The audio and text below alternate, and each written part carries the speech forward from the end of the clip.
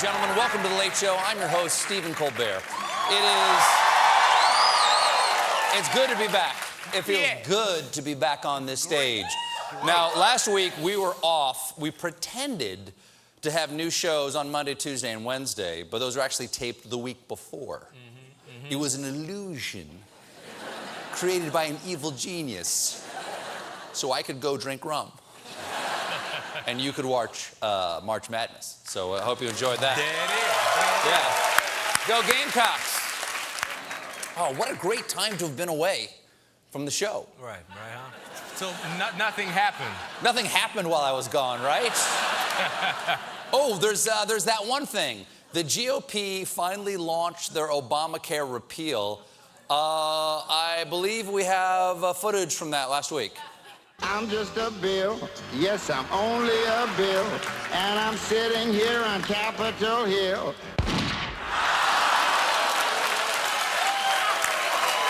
Oh, wow.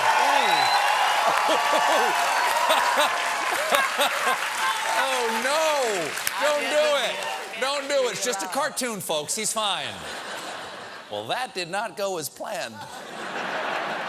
They were so sure they were going to get this thing done that an anti-Obamacare PAC ran a bunch of versions of this ad during basketball after the bill failed.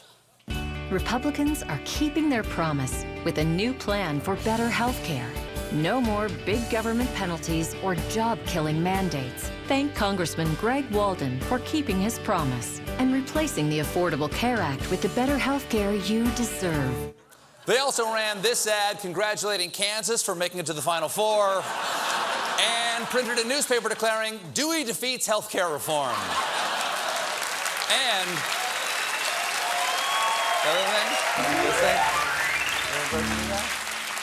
And the White House tried to get this thing through. I mean, there was a full court press from Trump and from his people, and if they try to sort of swing their balls at members of the conservative Freedom Caucus who are resisting this, even summoning the Freedom Caucus to the White House, where White House advisor and pre-existing condition Steve Bannon told them, this is not a discussion, this is not a debate, you have no choice but to vote for this bill. To which one of the members replied, you know, the last time someone ordered me to do something, I was 18 years old, and it was my daddy. And I didn't listen to him either.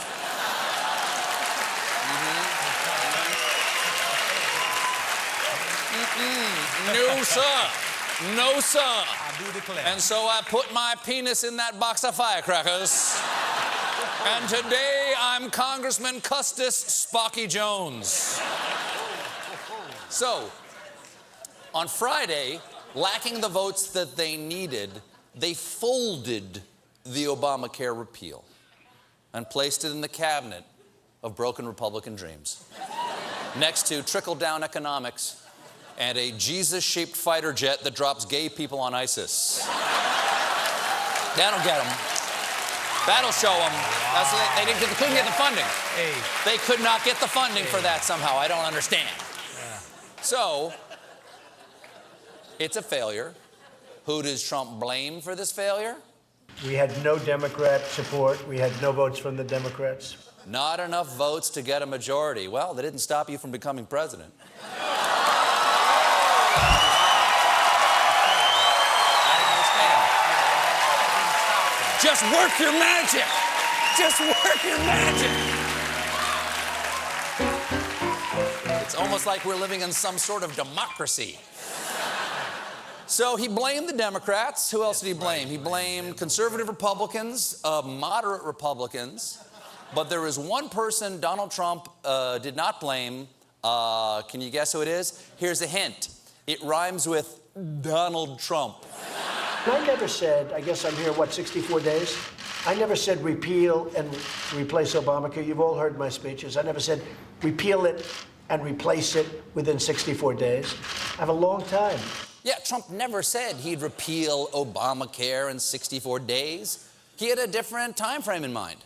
The first thing we're going to do is repeal and replace Obamacare. My first day in office, I'm going to ask Congress to put a bill on my desk. We will immediately repeal and replace the disaster known as Obamacare. Immediately repealing and replacing Obamacare. Immediately,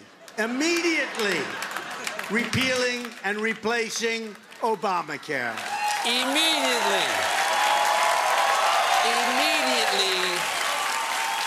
Immediately, day one, immediately.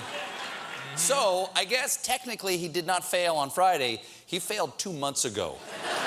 And immediate...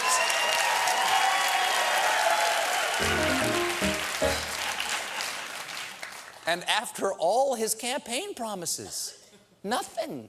It's almost like you can't trust a fast-talking city slicker who rolls into town promising a magic solution for all our medical needs. I'm starting to doubt the effectiveness of Dr. Bannon's anti-Muslim toad oil. You just rub it on. You just rub it on. You just rub it on? You gotta get the Muslim to hold still while you rub it on, but... Oh, wow. They say it works. I don't know. It's not my product. I just say it's It just a works. sponsor. It's just a sponsor.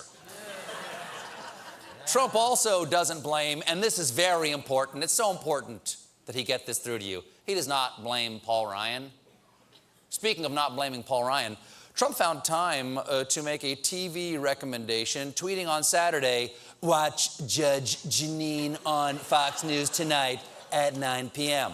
Well, that's interesting. I wonder what the show was about that night. Paul Ryan needs to step down as Speaker of the House. This bill didn't just fail. It failed when Republicans had the House, the Senate, the White House. And Speaker Ryan, you come in with all your swagger and experience, and you sell them a bill of goods based on what? Your legislative expertise? What? Your drinks at the Hay Adams with your pals? Ryan has hurt you going forward, and he's got to go. But first, someone give Judge Jeanine a ride home from the studio. And no, I don't know where her shoes are. I don't. They're on. Check under the couch. So, he must want Ryan gone, right, Reince Priebus? Does the president want Paul Ryan to resign as Speaker? Well, first of all, I will go on record. We do love Judge Jeanine, and so does the president. I think it was more coincidental, Chris. Come on. Why would he say watch her, and then that's the first thing out of her mouth? Because he loves Judge Jeanine, and he wanted to do Judge Jeanine a favor. I think this is more of a personal relationship, the president helping out a friend. Yeah, just helping out a friend. You shove Ryan's head in the toilet. I'll stand by the bathroom door and yell for everyone to come watch. Shove it. Swirly. Flush, flush, flush. Immediately. Well, I gotta say, if he likes Judge Jeanine, Trump is going to love tonight's episode of The Late Show's pro-Trump news team, Real News Tonight. Welcome to Real News Tonight. I'm Jim Ankerton. And I'm Jill Newslady.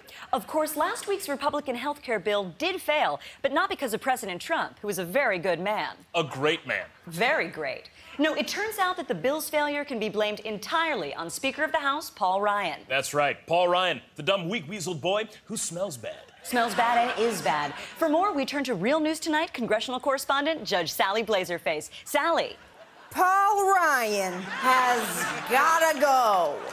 He came in here with his swagger and his swinging hips and promised to deliver a hot, juicy pile of health care, and he failed. Trump trusted him. 'Cause of why? 'Cause he's a good-time boy, palling around, getting margaritas with all his pals. And I hate it when Schumer and Pelosi get to shake their little maracas saying that Trump is no good. Oh, 'cause of Paul Ryan. Paul Ryan failed Republicans. Paul Ryan says, I can't go to Hooters anymore 'cause I made the girls cry. Paul Ryan says, I have to drink water. Donald Trump wouldn't do that. And Donald, you know what? If you're watching, I gotta tell you something. Wait, I want to talk to you. Oh, God. She's fine. She's gonna be fine. We got a great show for you tonight. Jane Fonda and Lily Tomlin are here. But first, Bobby